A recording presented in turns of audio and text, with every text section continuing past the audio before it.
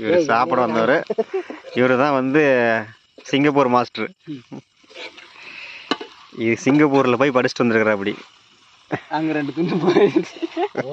போனால் பரவாயில்ல.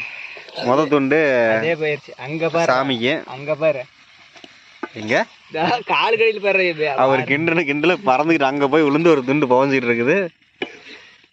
அதுவே பூமி தேவதை எடுத்துக்கிட்டா.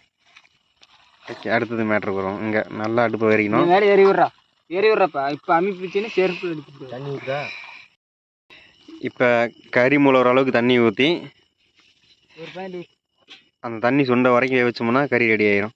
என்ன பிடிக்கும் அப்பா ஊட்டு மிளகா அப்படி டேஸ்ட்டுக்காக மேலே லைட்டாக கொத்தமல்லி தலை போட்டு விட்ருவோம்.